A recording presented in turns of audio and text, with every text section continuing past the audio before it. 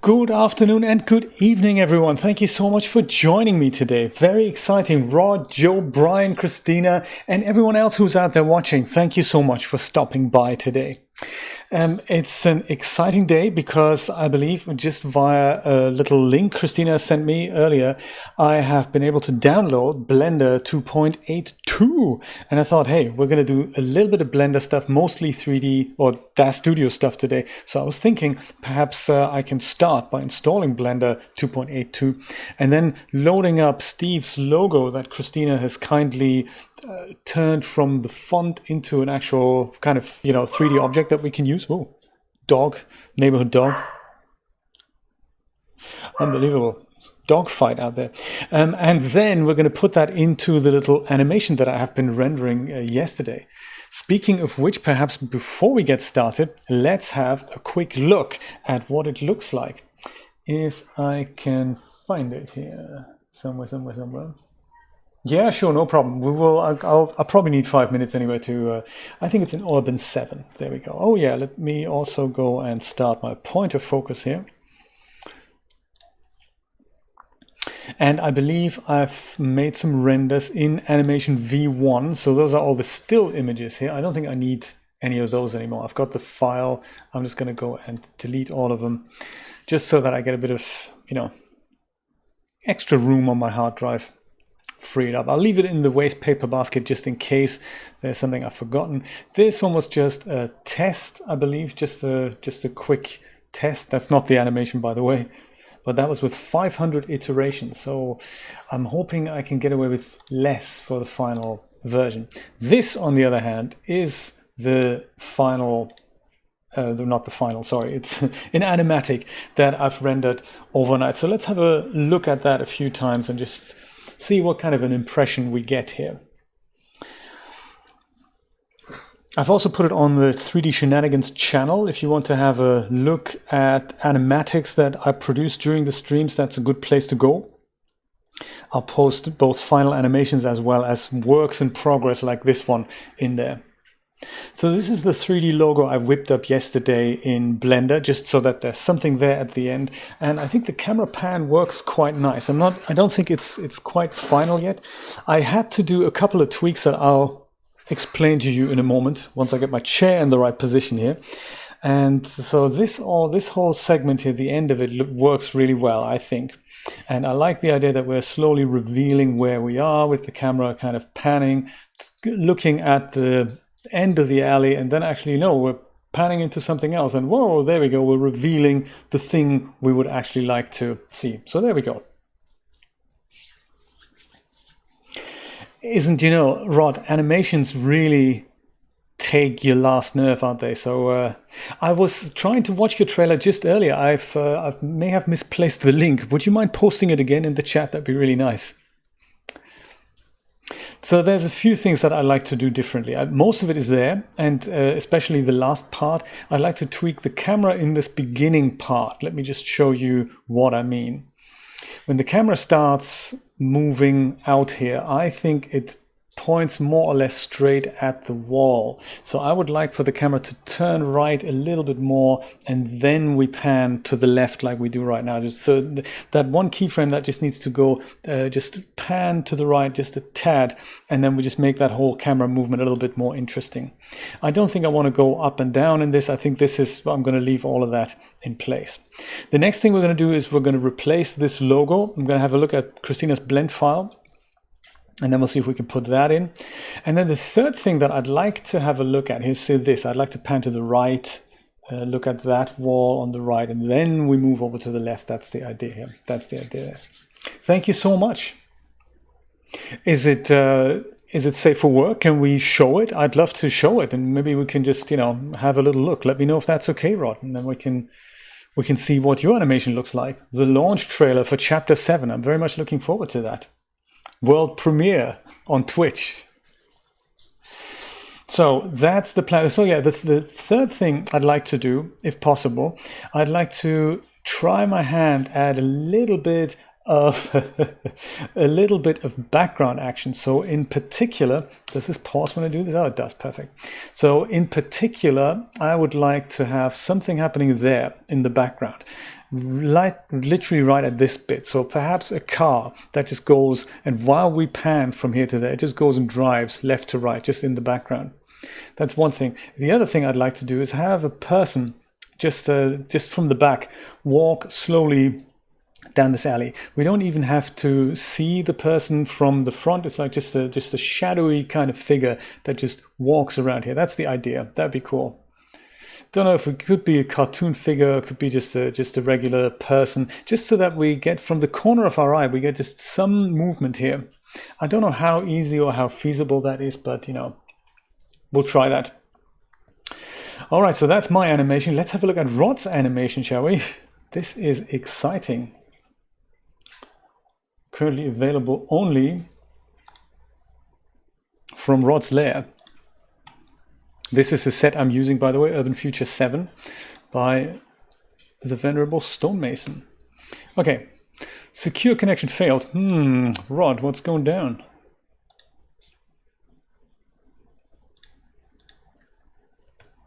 Let's try an unsecure connection. There we go. Oh, it's got audio as well. All right. Is the audio, is there, oh right, that's 3 minutes long. That's amazing. Is there any copyrighted music in the audio that I'm allowed to not to show? Will I get into trouble, Rod? Taking a big risk here, you know. Let me know. If I do get into trouble, I can't show the trailer. Even though I'm happy for you to, I'm happy to get into trouble for you if you like. Also, have I set up my audio here? I'm not entirely sure if you'll be able to hear the audio properly. I could mute it. Yes, I could do that. I'll take a risk. I just don't know if the audio is set up. Give me 1 second here. Well, I'll show you my face while I have a quick look if that is. I just need to quickly add this to there. Namely this. That will do. We'll add that to there. Okay, perfect. And now I think that's not correct. Okay, I'm gonna mute myself, and then we're gonna watch Rod's trailer here. One moment.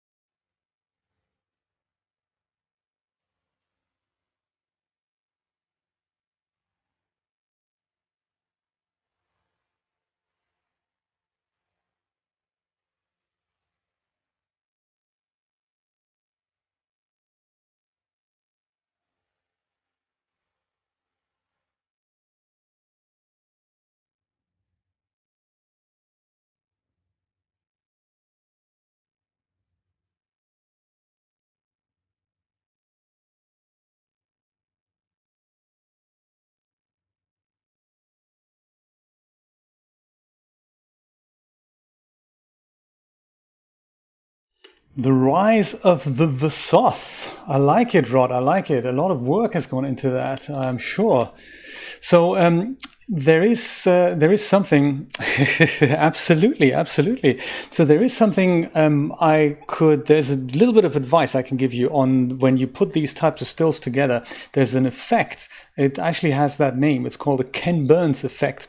And that is if you have a still image and you would like to portray that in an animation, you can go and essentially zoom in ever so slightly while you're showing that. So over a period of like 10 seconds, just zoom in there just ever so slightly and focus on one subject matter. That gives that whole thing a whole bit of life, but you don't have to animate things. So it's just like a post-production effect you can apply. Very exciting to see that as a launch trailer, though. I must say that's very cool. So thank you so much for sharing that with us, Rod. That's very nice. And you know, world premiere was here. This is cool. I love it. Very nice. Let me go, if I can go and do some. Let me put that audio back. Which was that here? Was that here? No, that wasn't it. It was. Was it this? This is it. This is it. Perfect. So I'll go and take that out. Then I do, I believe. Hang on. Then I do that. Does that work? No, that doesn't work. This maybe. This, and then I do that. And then I do that. Does that work? Yes. I think we're back. I think we're back. Yes. Good stuff. And you can all still hear me, right? Just making sure. Oh, in Photoshop, my goodness, that is very adventurous, I must say. I put this, the Urban Future animation together in Photoshop. I like using Photoshop to put together these little, what's it called? These little image sequences. There we go, Blender. This is Blender, and let's go and extract that somewhere sensible. Perhaps the desktop. That is always sensible, isn't it? Let's go and put that on the desktop.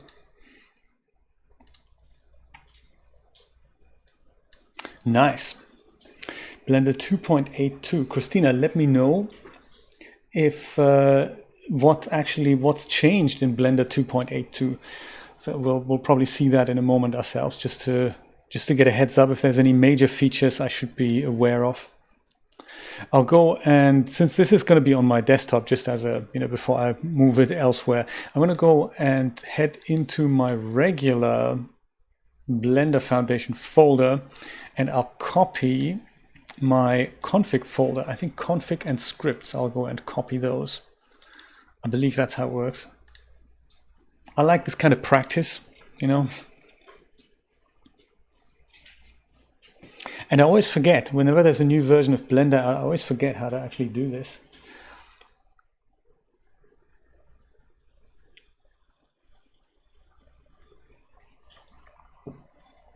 Oh, okay. Perhaps it's not such a good idea to install it. We'll see if it works. I'm in for a bit of, experimentation. Steve and I, while this is installing this thing, Steve and I did a quick test this morning from his location to do a stream, and it worked okay. So I hope Steve's going to be joining us. He's probably fast asleep still, but today at 7 p.m., so in about an hour and a half, he wants to do a test just after my stream. So it'll be good. Maybe if you have some time, let's join him. Let's see what it looks like. It works, so that's good to know. We ironed out some kinks there, and I've been spending most of the day editing 2 more episodes of the Streaming 101 series. So there's episodes 6 and 7 are now available also for Patreon supporters. Have a look. If you are one of my supporters, have a look. Yeah, they're ad-free on Patreon. I want to make that a feature, that my videos going forward are going to be ad-free on Patreon. It'd be nice to just, get the adverts out. Much like subscribers to this channel on Twitch. So those things, oh yes, so copy those, then we go to the desktop where Blender 2.82 is. In 2.82, I'm going to go and paste that.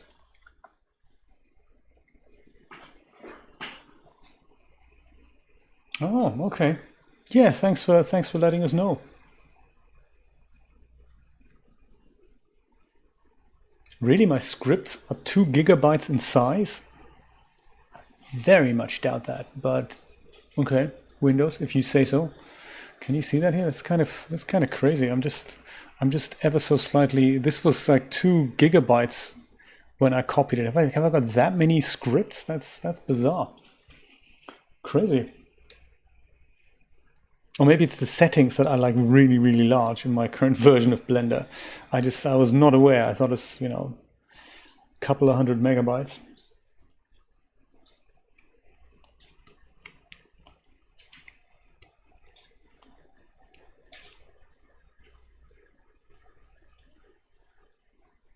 What we spend most of our life doing, watching some bar go from left to right.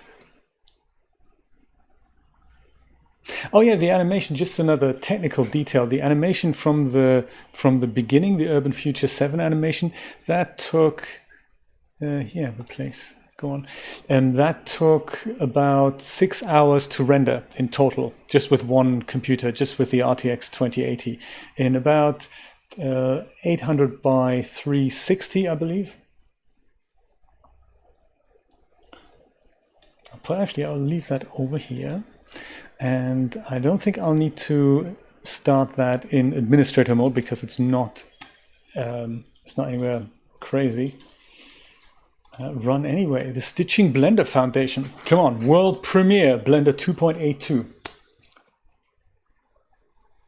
Thank you for the link, Christina. That is where you currently get the latest version of Blender from. It looks like I can't really. Let me run this as administrator just for this session, see if that works. So it didn't quite start without administrator permissions. Neither does it start with administrator permissions. Yeah, that's iRay. It's a really relatively complex scene. So I'm glad I didn't do anything nasty to that Blender installation, but it looks like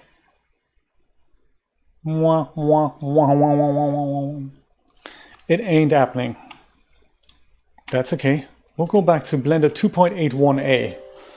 Not quite the world premiere I was hoping for, but hey, one of those things. Can you imagine this one also doesn't start? That'd be so funny. No, this one does start, so this one's okay. Okay, so no Blender 2.82. Perhaps needs more work. Maybe there's a reason why the guy stopped the release. I've downloaded Christina's file of the logo. So I'll go and delete my cube and I'm just going to go and open the whole file, which is on the desktop, Urban 7.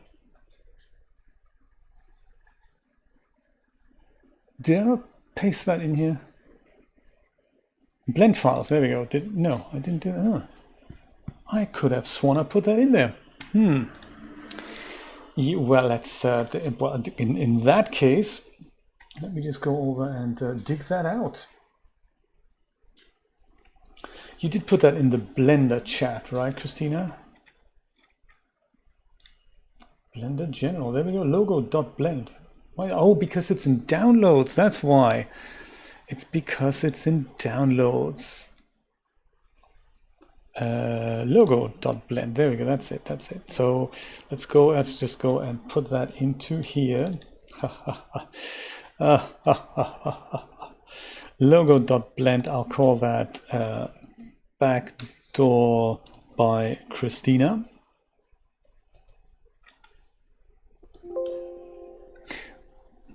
What? No. So here, this is a Windows thing. Where's the cancel button? I don't want to do any of these things. All I can do is OK. That's terrible. Actually, backdoor by Chris, that sounds even better. I'll put that in blend files too. Blender by Chris. There. And now we can open that. Nicely done. Yeah, I can see that working. Because if we look from the side, then all this is just going to go and poke through. It's going to look nice. It's going to look nice. Let me just analyze how you did that here, because you had nothing other than the font as well, right? I would imagine. This is now an actual 3D object, which is exciting. And you put a subdivision surface modifier, displacement modifier, and a smoothing modifier on here. They're all active.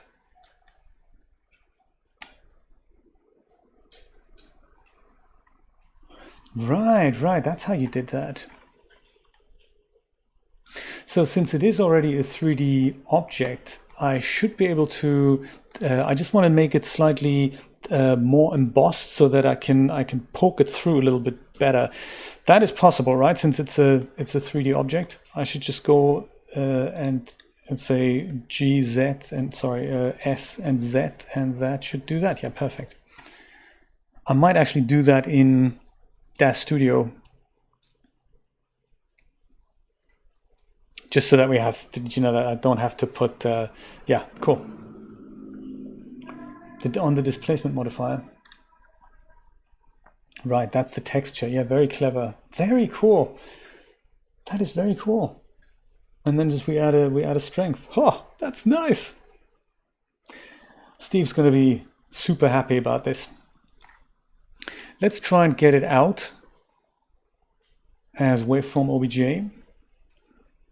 And that I'll put into geometry files. And we'll call this one backdoor V2. Haha. Scale for DAZ Studio. I think that's, remind me, that's going to be like, that has to be larger or smaller. I always forget that. I'll leave the scale at 1 and we'll see what it arrives as. Because I have a feeling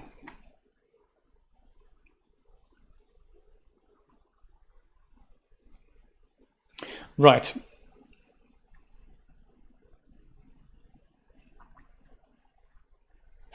I've just looked at the amount of vertices in the, can you see that here? That's probably the number of vertices that the scene has combined. So yeah, we'll see how DAZ handles that. It's still exporting, so it looks like it's going to be a bit of a large OBJ.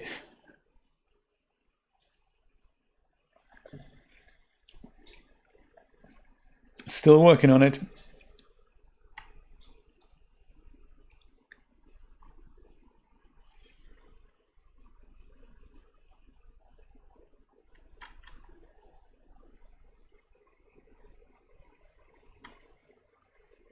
Will Ralph be joining us tonight, Christina?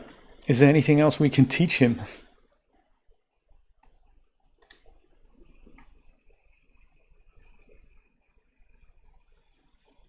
Right. Right, Ralph, herzlich willkommen. Vielleicht können wir dir noch ein, zwei Tipps und Tricks im 3D-Bereich zeigen, wer weiß. Let me go and open Urban V5. And then we load both scenes up here. Yes, Christina, I will do that. I will, just for a laugh, I'll import it like it is right now, just to see if that's actually possible. And then I'll go and increase the height in Blender, and I get a scale in DAZ Studio, and then I'll go increase the height in Blender, and then I'll remesh the whole thing. Let's do that.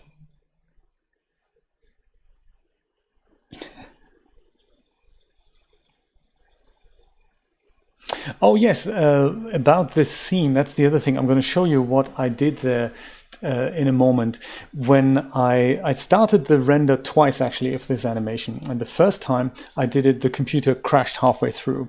But it's kind of good that that happened, because I looked at the first few images, and the tunnel, when we go in, it didn't look dark enough. So like this bit here, that looked very washed out, and that's because if I go, as soon as DAZ lets me do stuff, the way the scene is built is the tunnel is open at that end, and it's, when we look through this, the stray light was coming in here, and it didn't look great.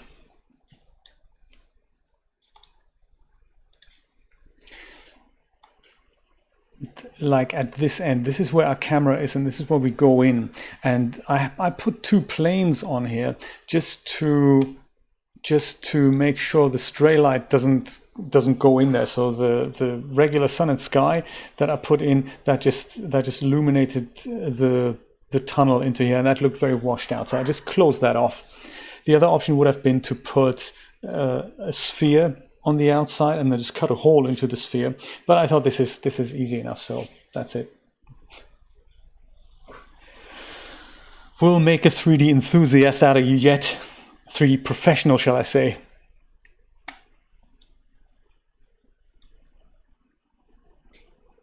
No, you didn't miss anything, actually. You missed an unsuccessful installation of Blender 2.82, and that was basically it. Before I continue, I think I'm going to go and do some housekeeping here. So DAZ Studio has this weird feature that when I want to hide the scene because I want to look at other stuff, and I click this little eye icon here, the scene there's barely anything that gets hidden. So the first node is hidden, but nothing underneath this node is hidden. The groups, on the other hand, do not behave that way. So I'm going to go and just put this whole thing, Urban Future 7, into a group using create new group, and then I'll call this one. I'll call it just the set, and I'll turn both of these into that. I'm going to parent the selected item to the new group, and then this is now the set. Now I can switch that on and off. It's just easier for me to then, see what happens to the logo if I go and import that now in Urban 7 in geometry, and we'll look at some details. So it's not that big, so 98 meg, that's not that big, but I'll import it at 100%. I'll see what happens, just see how big that is in relation to the rest. Backdoor V2, I can barely see it.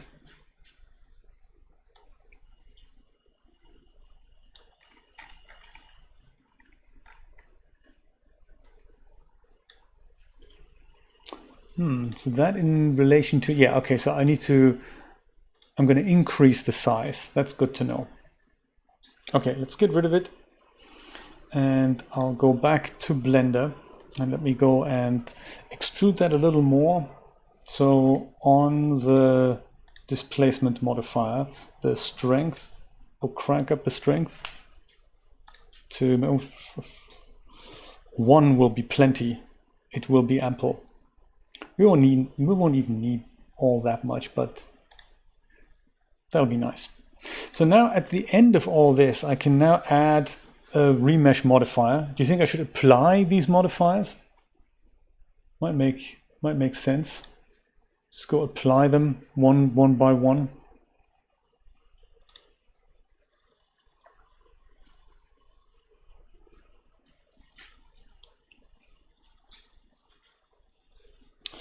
Yes, Rod, they can be. There's you can do all these things in Blender, both landscapes and trees. There's free add-ons that you can get for that. It's a little cumbersome to get used to, but you can literally create stones and trees and landscape just with a click of a button.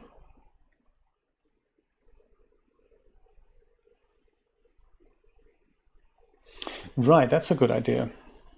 So Shift D.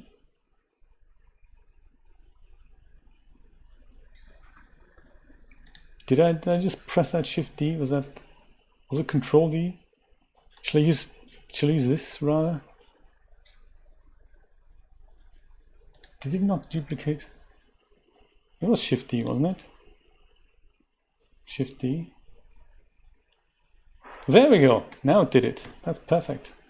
Good. So I'll make the 0, 0, 0. I'm gonna hide that. Hide it, and this guy, I'm going to go and apply, maybe starting with this one here.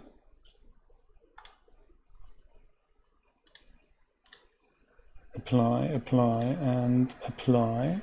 Should I have done that the other way around? Should I have applied them from the top down?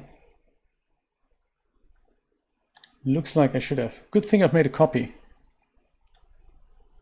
Yeah, let's just do this again.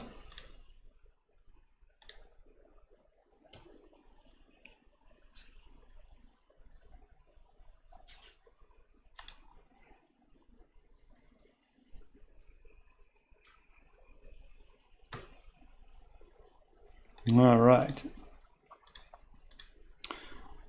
Number 1, number 2, number 3. Nice. So now we'll go add a remesh modifier. Great. I'll leave it like this. This is exactly the logo I was looking for. No, maybe not. So Octree, we'll go set that to something higher.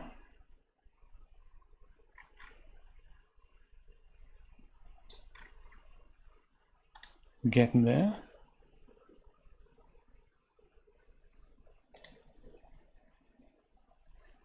I wonder what that actually does under the hood.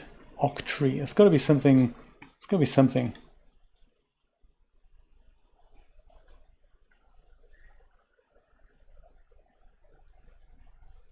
Octree depth of 9 is still not enough.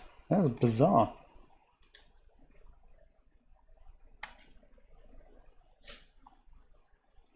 The chat overlay. Oh, Christina, thank you so much for letting me know. Let me take care of that. Huh. Maybe I've switched them off accidentally. No? Not the chat overlay. Oh, okay. Which overlays are you do you mean?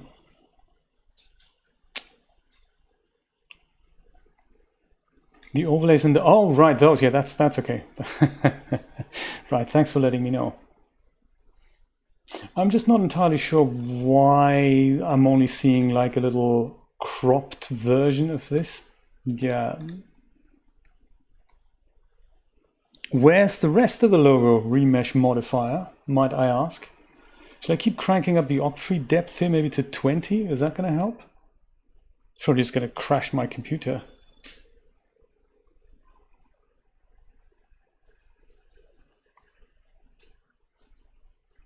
Oh, right. No. Thanks. As soon as Blender... It's a D. It's do, not poo. It's do. As soon as Blender becomes reactive again, I will switch that off. Octree depth of 20 is, of course... Yeah, thanks for the tip, Christina.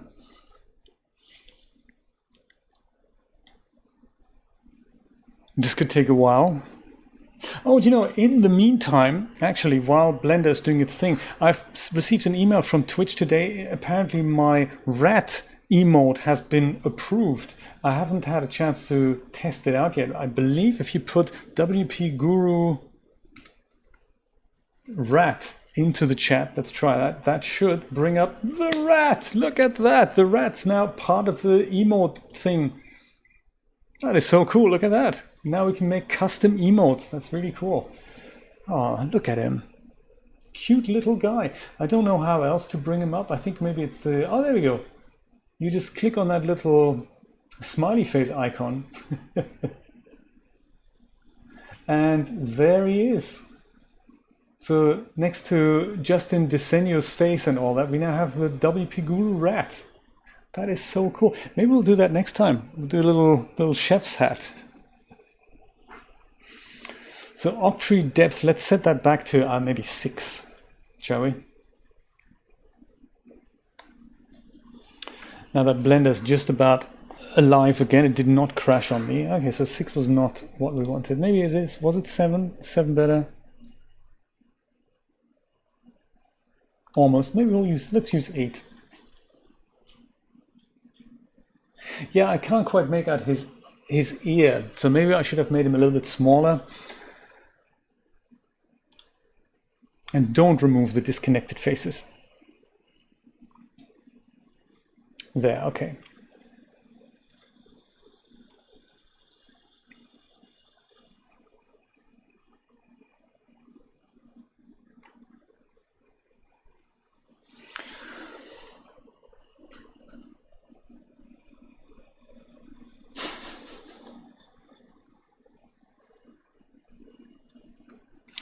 Well,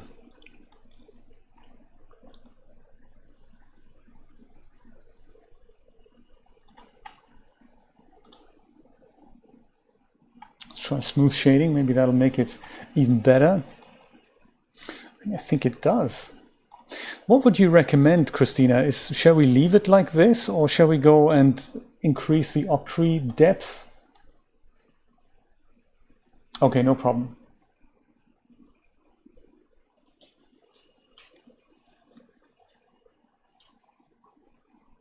I don't know if we have a feature like DAZ, like Blender has in DAZ Studio, that I can replace a geometry with another one. I don't think we have that in DAZ Studio. So if I go and I could use this as a kind of a placeholder icon while you send me the file.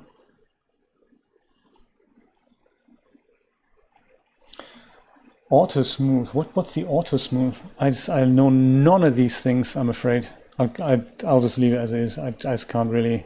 I know so little about things like remeshing objects in Blender. I'll go and call this one maybe V3. Unexpected EOF while parsing string 1+1. Oh, that's good, isn't it? So let's go and make that 100 times bigger. See what that goes like in the right panel.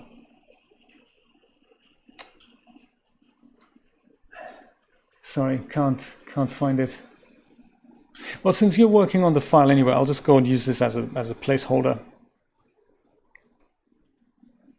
And see if it in fact comes in. Backdoor V3.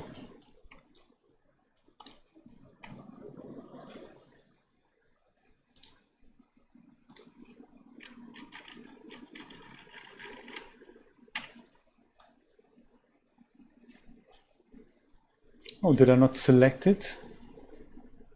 Did I accidentally not select it? Yeah, it's an empty node that's appeared there. Well, let's get rid of that. Hey Rod, and just when you thought you had learned them all, it's either things get changed so much that none of those things are applicable anymore, or you need to learn other things to make use of the things that you've just learned.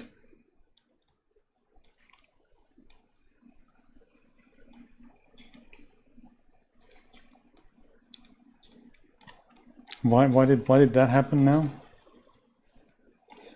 That's never happened to before. Oh. And then also there are these moments where the application behaves completely different in the next moment, and you think, hey, I can't really tumble around the object anymore. I'm getting orthographic views here. I don't really know why. Those are also the things that you have to learn to stay really chillaxed at when that happens and not freak out. Maybe I'll just go and apply the remesher. Maybe that'll help. Yeah, I tried that. That didn't seem to work, Christina. Numpad 5 doesn't work. It's one of those things.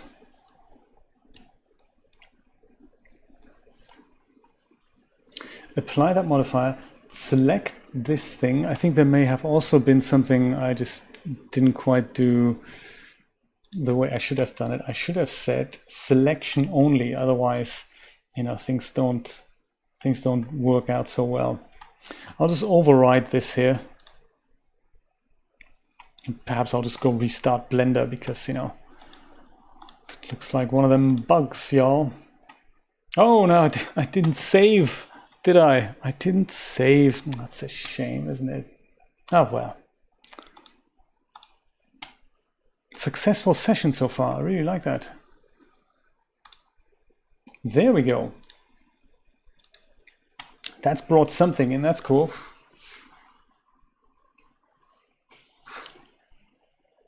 How do you think you get a job at LucasArts? I wonder what you have to have done for them to say, hey, you know DAZ Studio, you know Poser, man. Do you want to work on the latest Star Wars movie? It's probably not as easy as that, I would imagine.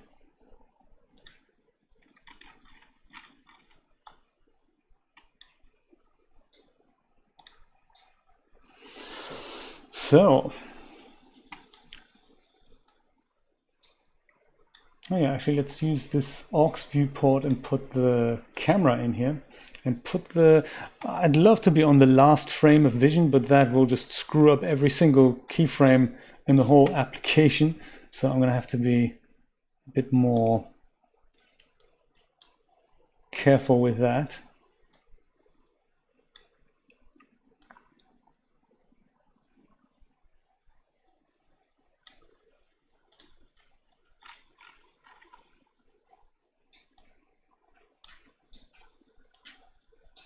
Maybe angle that a bit. Let's put it right on the placemat here. Put it slightly higher so we get a bit more of a bevel going here. Great, let me go and hide backdoor V1. The light should still be applicable. I'll maybe make that a little bit bigger.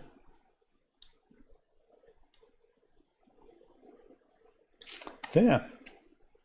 That should do the trick. What does it look like on our last camera frame?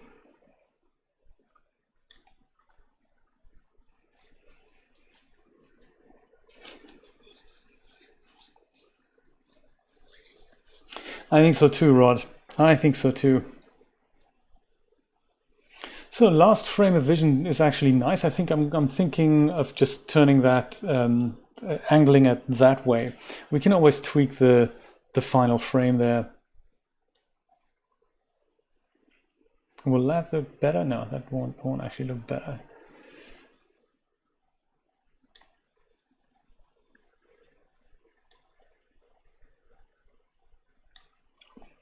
Cool. Let's do a material. I believe on the other one, on backdoor version 1, we used this red car paint. So I think I'll try and use something along those lines.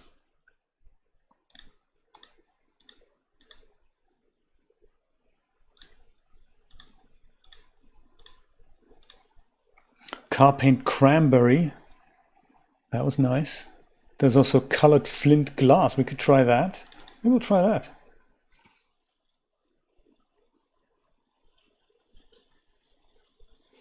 I just wanted to check if my camera headlamp is off. That's good. That's good. Let's go and save that as a new scene with version 6. So version 5 is the animation I've made. So today we're starting with version 6. This should be good. 16,000.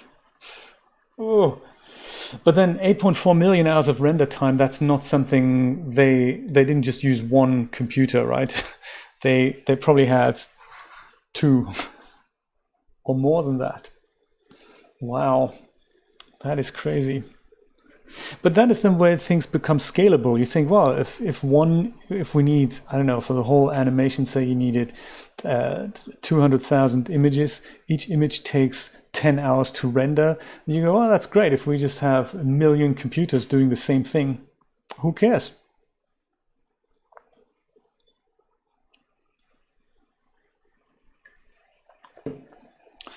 Or NVIDIA need to make faster cards.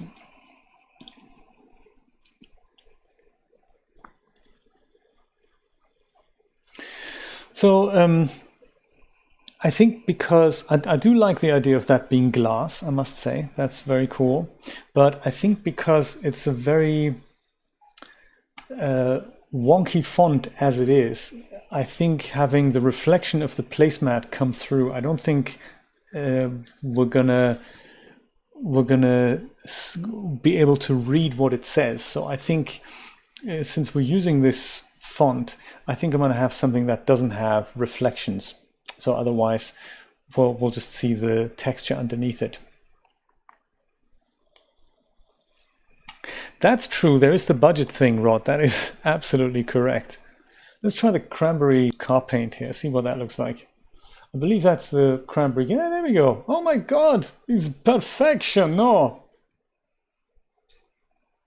that is nice. I do like that.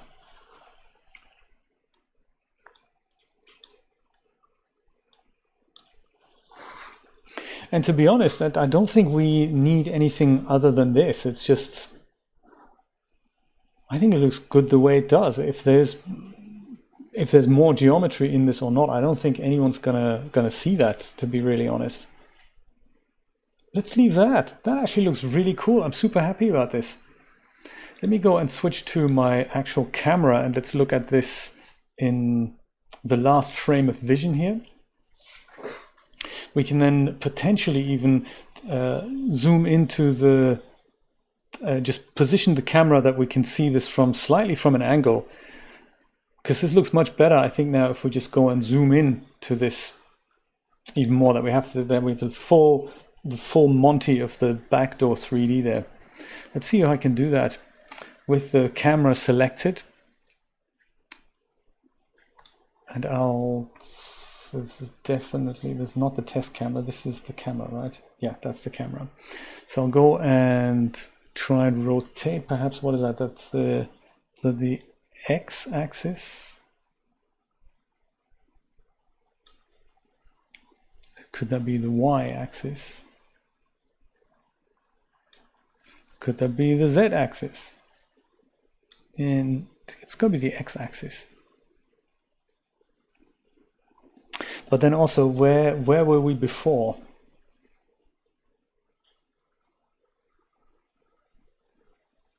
I remember now, the zooming effect is actually not happening with the camera movement. It's happening with the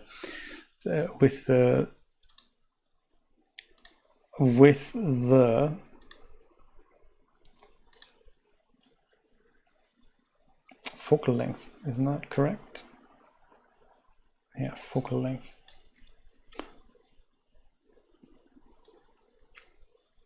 The most sensitive slider on the planet here. Yeah, so perhaps 130 then. And then we'll just shift the position of this ever so slightly. With like that. And then we need to rotate this as well. Is it no? Yes, that's the one.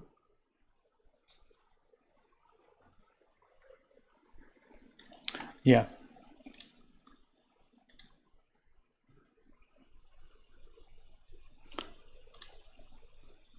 And then is it, yes, there we go.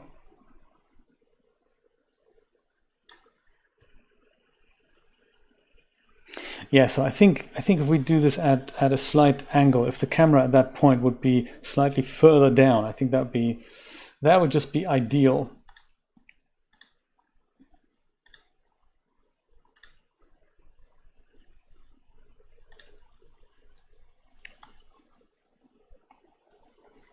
Oh yes, we're right above it, right? We're right above it. I get you. I get you, brother. I get you.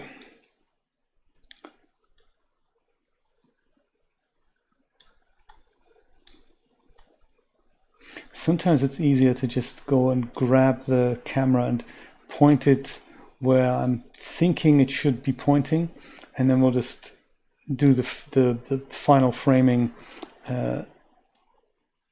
through the camera. Oops. Sometimes the controls are really not doing what I think they should be doing.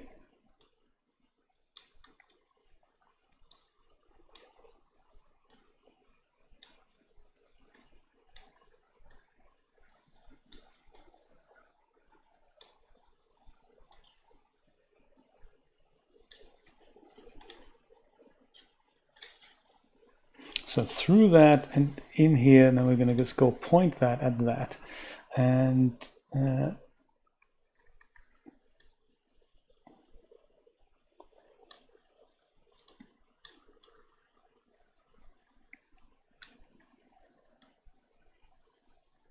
yes, so rotation is, no, my goodness.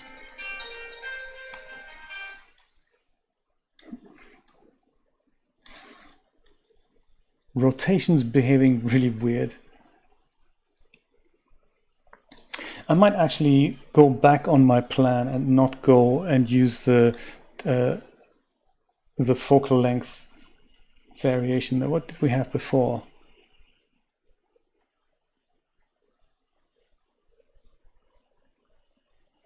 about 38. So maybe I'll go and put the camera slightly closer. So maybe I'll go and use 60 on the last frame.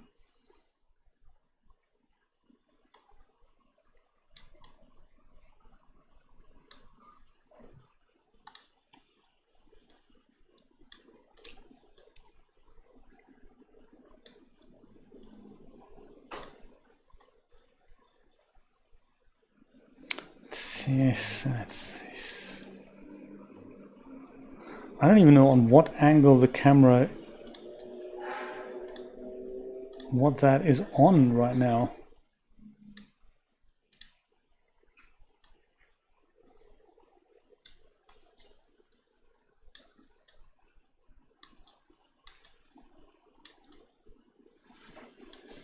Yeah, that's just too Dutch there, isn't it? I don't actually know why it is that. If only it would react.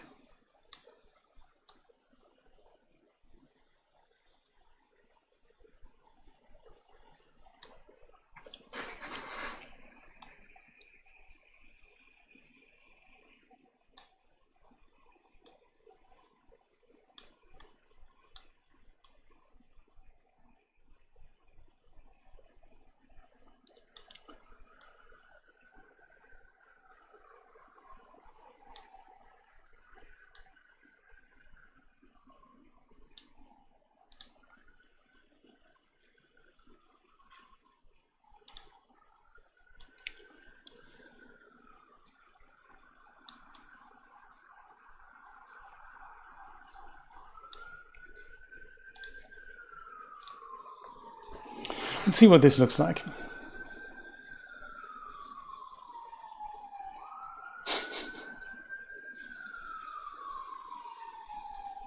Yeah, Steve's font, it is a little bit, it's very arty.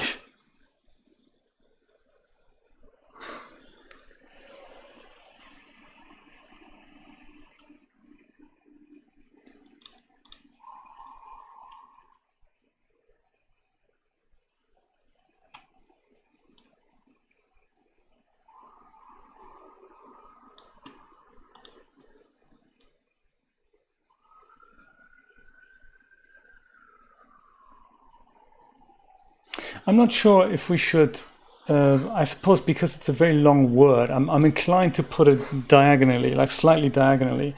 At the same time, I'm also thinking it should maybe be more straight. So I could always go and just grab the logo and just rotate that a little bit more, like so. So that it is straight that way. I'm not really sure. What do you think? What do you think about it? I'm not entirely happy about the placement of it, but it would read what we're trying to portray at an angle. Hello, Marcos. How you doing? Good to see you. I think I might just go leave it like this for now. We can twiddle with the final frame of the animation as we go along. I think what I'd like to do now is add the little camera pan to the right while we're in the tunnel. Yeah, I think we may have to come back to this. I'm not entirely happy with what this looks like. So the movement in question is here at the beginning. I feel that when we come to this point here, I guess to this first keyframe here, I think we might just add another keyframe into the mix here. It feels to me as if we're going in a straight line, and I'd rather maybe at this point here, maybe at frame 100, or maybe even at frame, yeah, I don't think I want to interrupt that. I think maybe just about at frame 100, I think I'd like for the camera to just pan to the right a little bit. And then that would just make camera pass here, camera pass there. It gives a little bit more movement in that.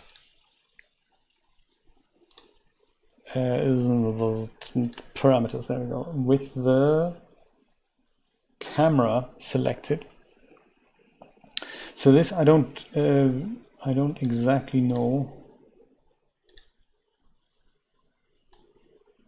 that should be this. So we just turn this here as if we're going towards that.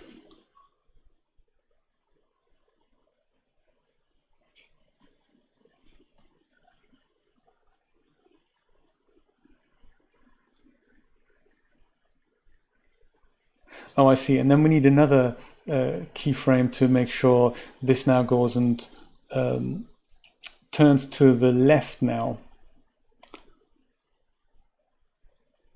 So that's nice. And now we need about here, maybe at 150, we would like the camera now to look to the left again. I think 200 might be a little bit too, is that too late? No, maybe 200 is okay, actually. Let's try that. Let's try at 200. If we go, there we go. Let's do that. Let's see. So we're looking right, and then we're coming in, we're looking left. We're not looking left enough. It's because I'm not actually keying in my keyframes here. Rotate needs to be selected, otherwise those keyframes are not gonna go there. Which is why my first one didn't quite work.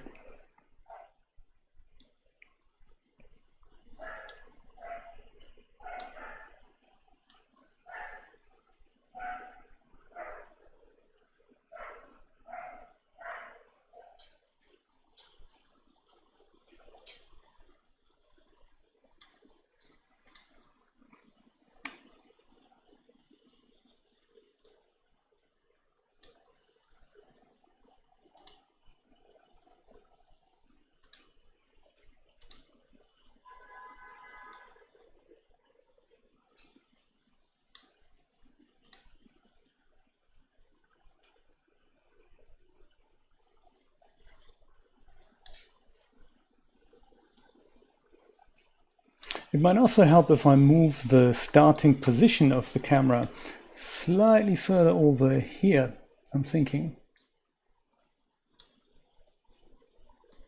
Oops. And then go and try this.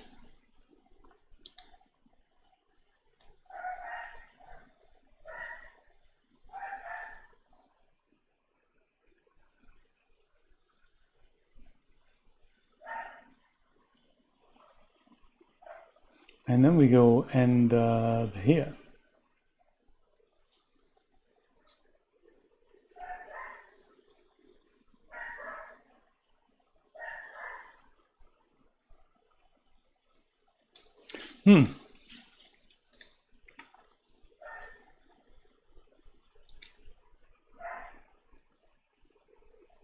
I think it just makes that tunnel a little bit more interesting. But I also think now that we're looking to the right, I think we see the picture here, but I think we need to, at this keyframe here, I think we just need to be further over to the right already. So we need to look more towards here, I'm thinking. Otherwise we might not see it's a tunnel. So then, because I've changed the last frame of the animation, I think I need one additional keyframe. Because the crash zoom now goes towards the logo, but I think I need something like here where the logo goes out of vision. I'm thinking maybe like, yeah, like here where it's worse. 926. I'm thinking maybe I'll try just bring that back a little bit, like so. See if that works.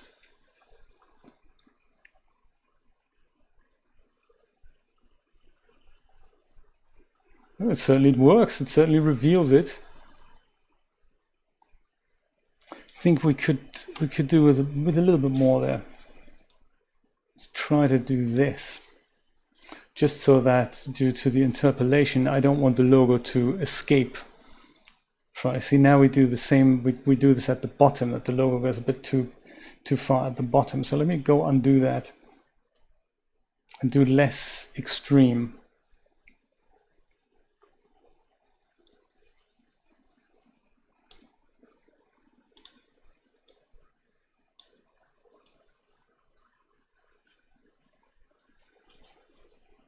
Yeah, that works. That works. We can do that. We can do that.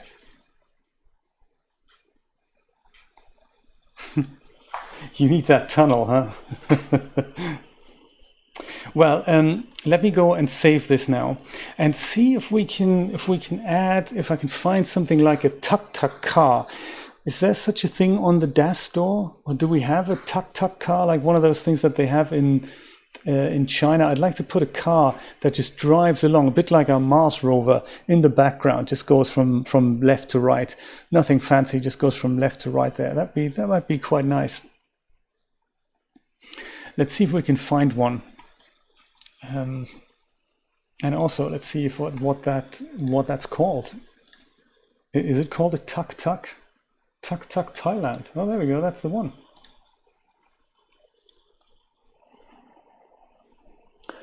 No. What a shame.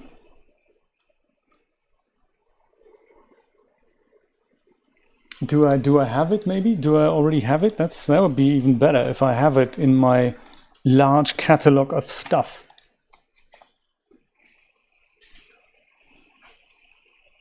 A rickshaw, that could be.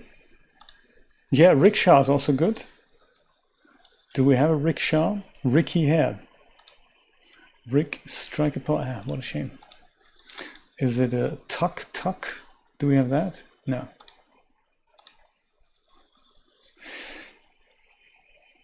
Do we have what have I got installed? That's another question. What have I got? Do I have any kind of cars installed under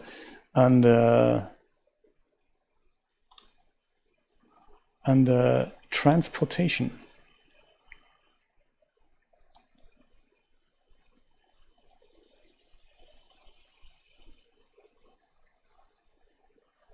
Oh, urban sprawl is in transportation. That's interesting. I didn't know that.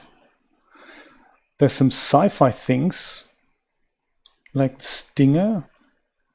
Well, it could just be a hover thing. Could be a moon lander. Maybe the Skyrider. Oh, great! All right. This guy was here a few days ago, actually, and he had a different name then, but essentially saying the same. Yeah, let's take care of him. I'm gonna employ a chatbot, and any of these things like followers, they'll automatically get killed at that point, I'm thinking.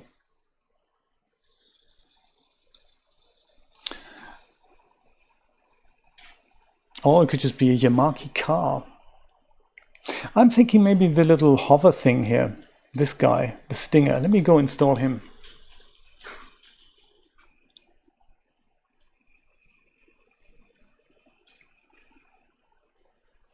And I'll go and yes, please, Rod, that'd be nice. I'll just go and hide the set, and I'll go load this guy here. Cockpit and undercarriage. Oh. There's poses. Oh, he's a bit. He's ever so slightly larger than we had thought he was going to be. It's actually a spaceship. It's not a little car.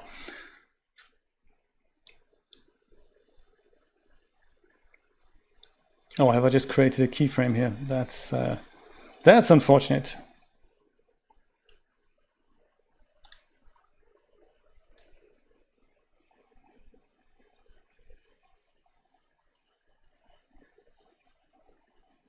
No, I think I don't. I haven't.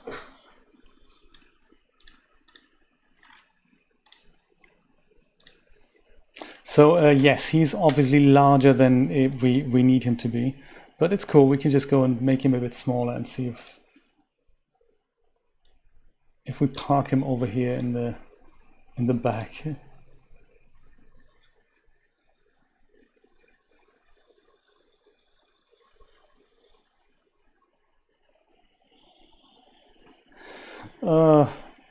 Yes, apparently they have several kinds of services.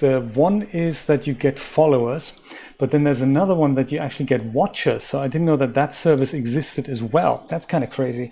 So for affiliate and partner status, you need a lot of concurrent viewers. And apparently there are now services that will make you that will watch your stream, like hundreds of people watching your stream. You think, what's the point, really?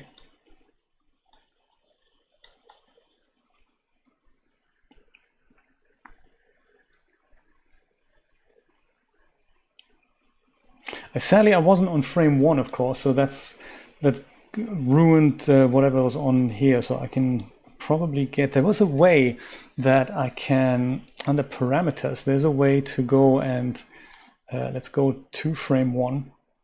And if this ever happens, there is a way to delete all animations from the thing. And I believe it's on this little hamburger icon here.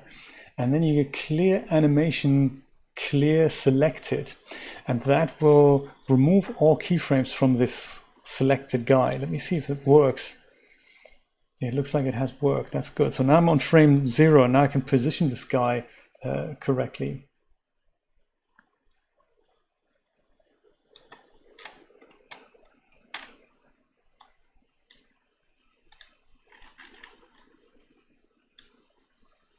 And start all over again.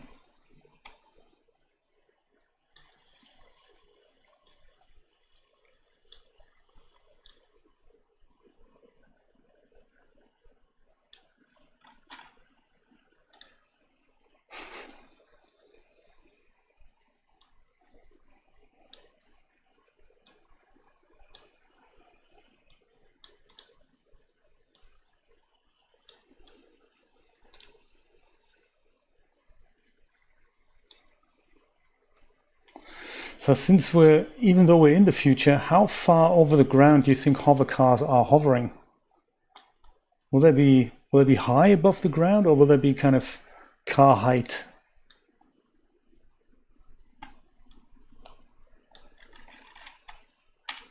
So if we're watching the spectacle from here, is this believable? Yeah, it is, isn't it? Or does it need to be slightly higher?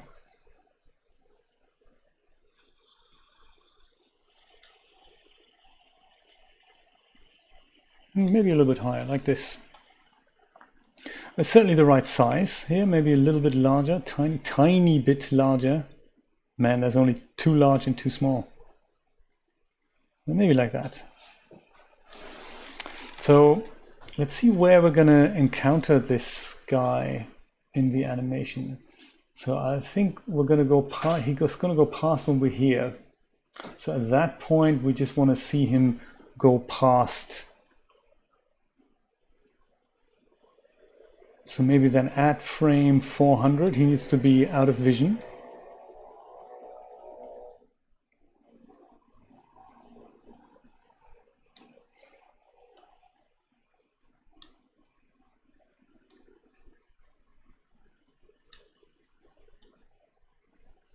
And then from here to about here, he needs to pass. So by this frame, he should have gone. Like so. Yeah. So as we go, let's watch this on the large monitor. As we go and approach, coming out of the tunnel, looking at all these nice reflections, then we go, cars driving by. Nice.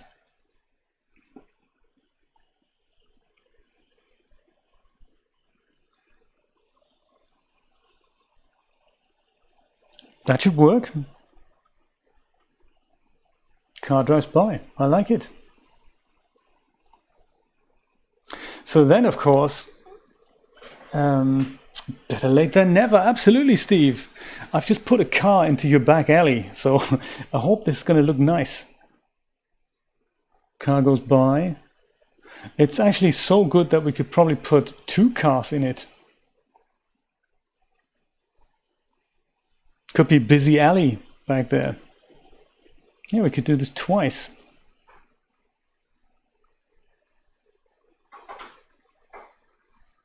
See if we find another car. Let's go save this.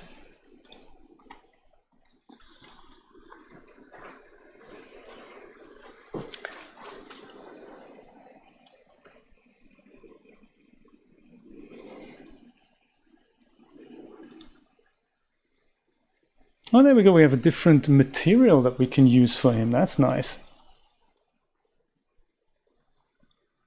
Those are 3D light materials, I believe. So I don't think they're but since it's background action, I don't think it's yeah, it is. It looks like it's 3D light material, but I don't think I'm even going to convert it because it's just a thing that's rushing around in the background. I think maybe I'll leave it at one car.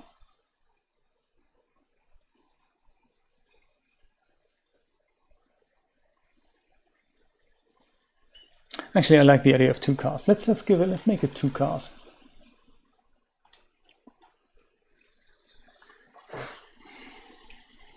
So let's go and duplicate our stinger. I would imagine it duplicates all the keyframes with it as well, with node hierarchies. It has indeed. Okay, so that's nice. We can literally just, now they're moving in the same place here. So I like for the second guy just to start up slightly later. So I can just go, I would imagine,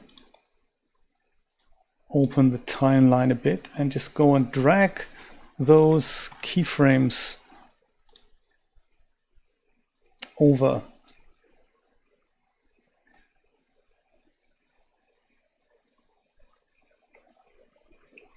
Yes, that one and that one. So I'll just go, my plan is to just go do that with the stinger selected. There we go. And just go move that slightly further back. So hopefully then the first car should go and then the second car should go. It hasn't happened. Why is that? That's bizarre because I've done that on the other stinger.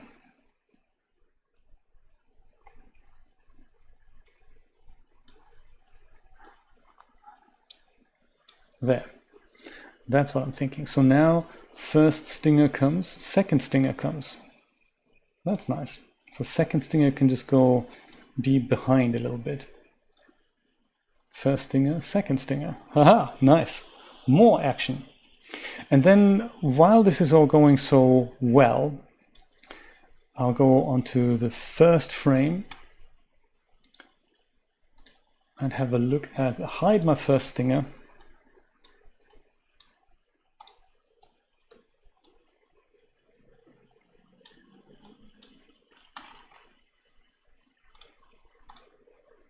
Make a unselectable. First stinger is hidden now. So the second stinger, I just want to have a look what he looks like with a different material so that we have a different type of material on there, like the matte gray here. Let's try that. Great, so now we have two types of, two different types of cars.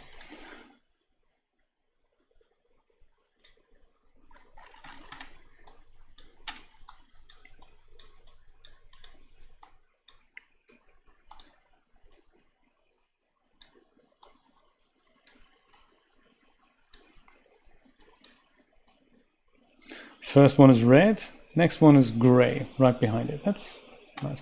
My mouse has stopped working properly. Sometimes it does that. Often I just go switch it off and then put it back on. That often helps.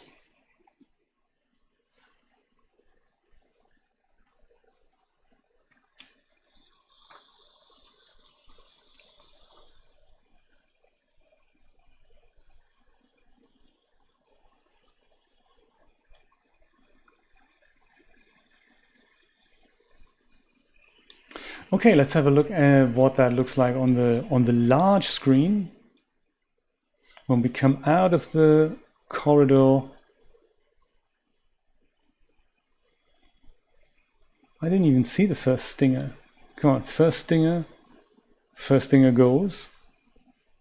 And the second stinger also goes. I think maybe he could just go and do his thing a little bit earlier. What do you think? Or shall we? Yeah, maybe just a little bit earlier.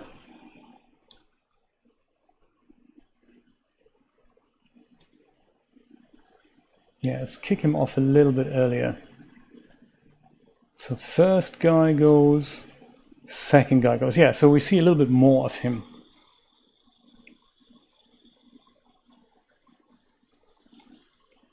Okay, that's good.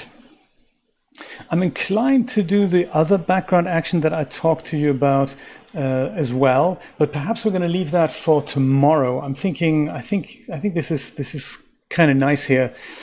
Steve, we have put the other logo in, the one that Christina has made. So let's watch the before and after thing. This is the before one. This is the render that we've seen in the beginning. Let's watch that. So what we've changed so far is the beginning of the animation. That's going to be a little bit more interesting with the camera going left and right better. There's now some background action in there.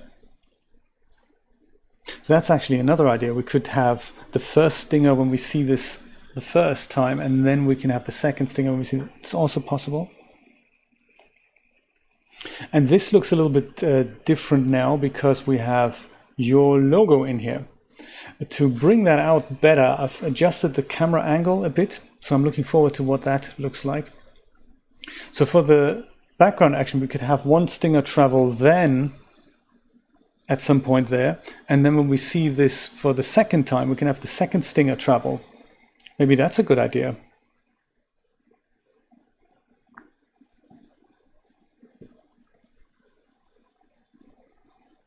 Right. Okay. Well, we'll show Steve what that looks like in a moment. Actually, I like the splitting it up better because that. Yeah. Let's do that. Let's do that. Before I show you the logo, Steve. Before I show you the logo, while it's fresh in my head. So when we go, so we do this. So now we see this background thing. So maybe the first stinger should start somewhere here. It could just be out of vision at that point already. Let's try that.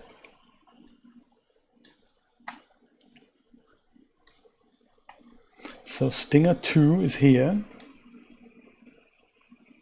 Move his 2 keyframes. Just move him to here. So that while we're seeing that, he's kind of vanishing out of vision. So we're going here. That stinger is, it's difficult to see in this view. Yeah, a little bit later. Start him off a little bit later.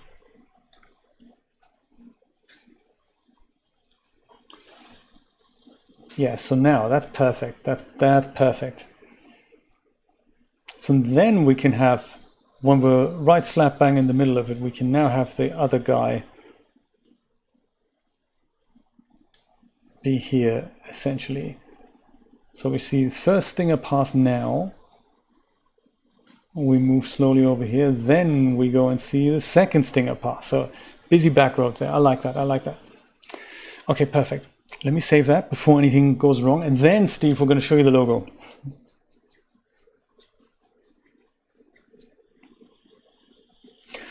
Currently unused material. Sure, why? Let's enjoy ourselves.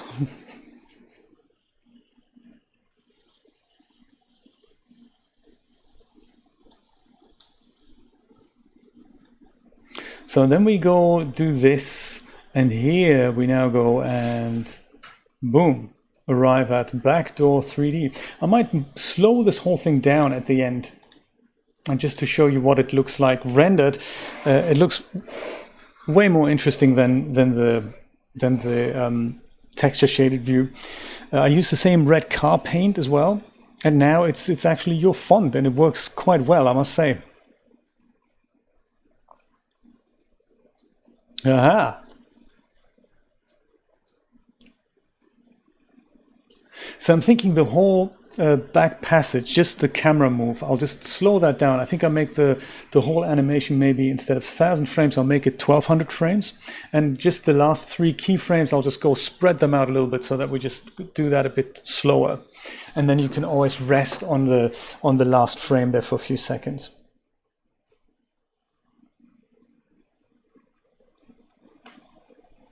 Yes, let's do that. Let's go and tweak those last few keyframes here, just so that this whole journey and the whole approach will be spread out a little bit more, because then this doesn't look so much like a crash zoom here.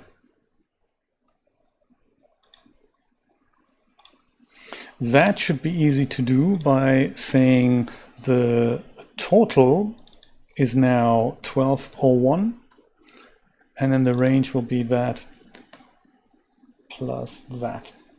And then we go and dig out the camera. Here you are. These are the keyframes for the camera. I'll go and take the last two actually. Move those here, and then I'll move this one and just go maybe put that here. See what that looks like.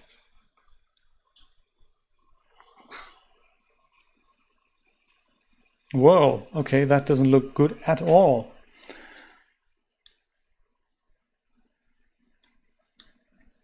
Too much interpolation, I think.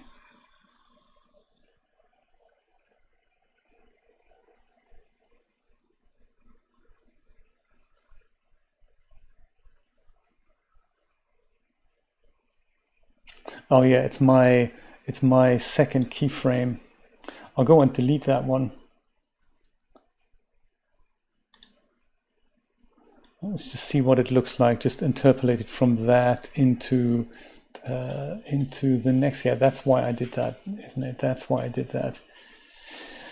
Because we are losing the logo there. But I think rather than setting a second keyframe, I think I'm just going to go and mess with this one here and just make sure this keyframe is set better with that camera. And that will be the, I would imagine, the Y translation.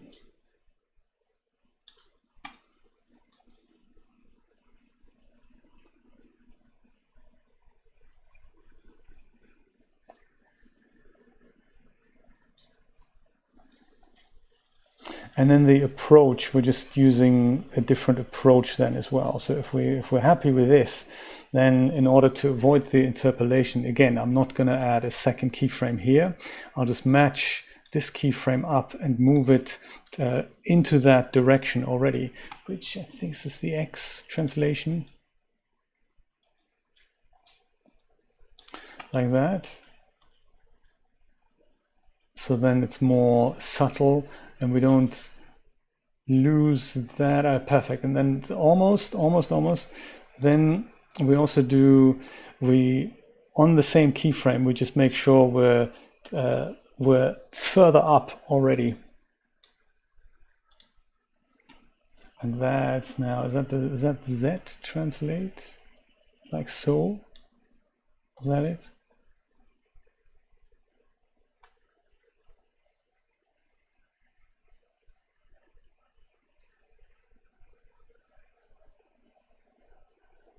A little bit extra X. Oh no, actually it's not X, is it more Z?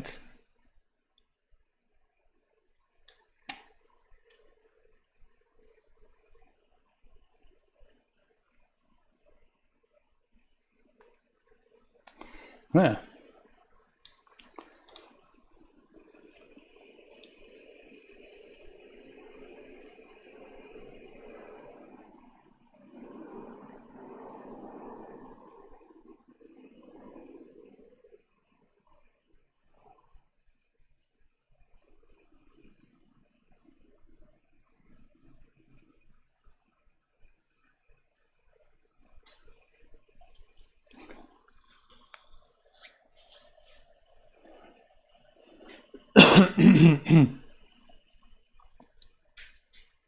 So there we go.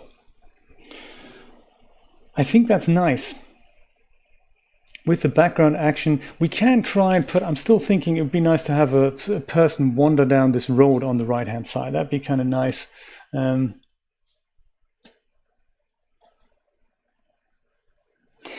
tell you, the only thing I'm thinking I want to mess with now is the fact that, so up until here, everything's nice.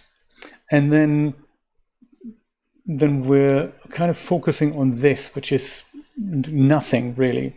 And then we're getting this into vision. So I'm inclined at this point to just play with the the camera rotation a little bit more, just so that we are angling the camera towards something. It can either be the decoy that we're looking into the alley, or it can be the backdoor logo. So I'm thinking perhaps, because just ending here, there's just really nothing exciting here, you know. I'd either like to move over here already or go over there. So let me try, since the alley works, but this is where we're going. I wonder if we can just go and angle the camera towards this area already a little bit more. Let's try it out. So I'm thinking it's probably the Y rotation that I want to tweak and just adjust towards here. And then perhaps also, yeah, that may actually be enough.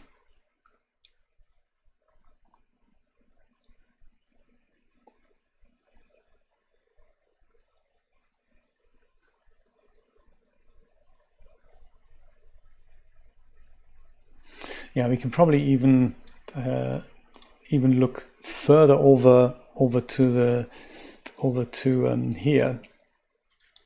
That might be nice. So then we're focusing on the fact that this is a little food stand here. I think that reveals the logo just much better.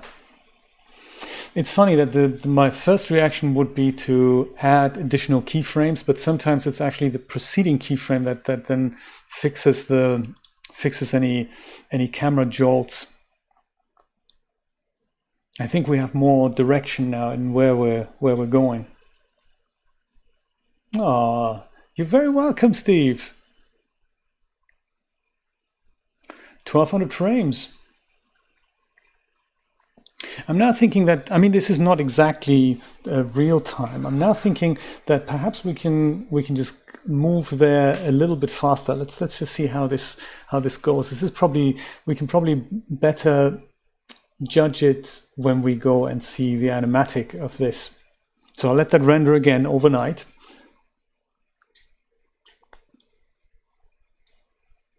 I guess this bit, I mean, if we could probably speed this up a little bit, but then at the same time, no, let's not actually. It's kind of nice to just go and sit down for a meal, essentially, sit down for a snack at the Chinese bar. Yeah, I think let's just leave it like that.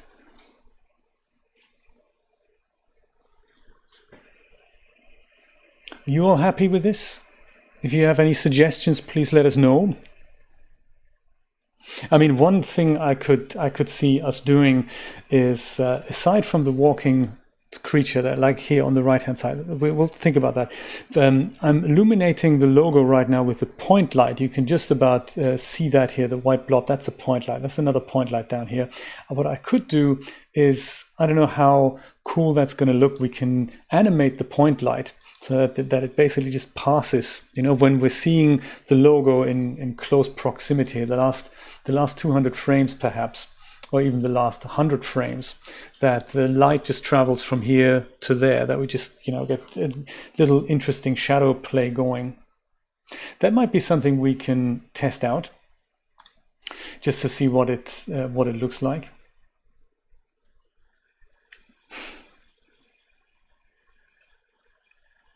Was it point light 2? I should really rename that. Say, instead of point light 2, I'll call it point light backdoor. Or actually point light logo rather. And this one's going to be the point light in the back. The back and logo. So then with this thing selected, I'll just go and move it left to right just to see the shadow effect, or the light effect that we can see, because if we just go and reveal that,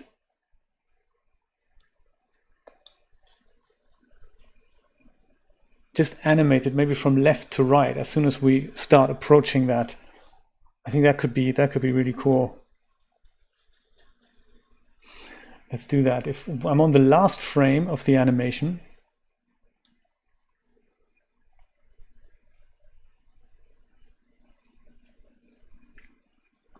so this is how we're going to end.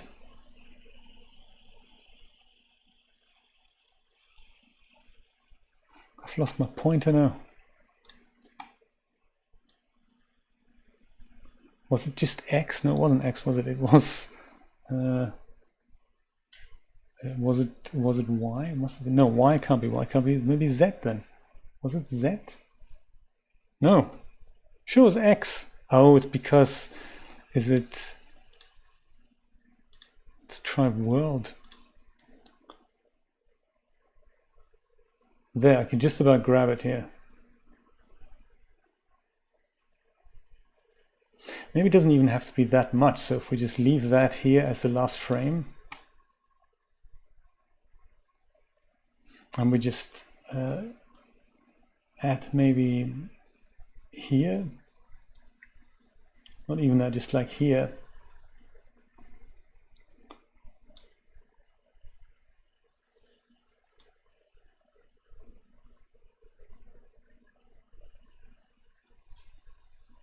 It'll be here. Starts here, and then we just go and just adds that little bit of extra attention grabbing.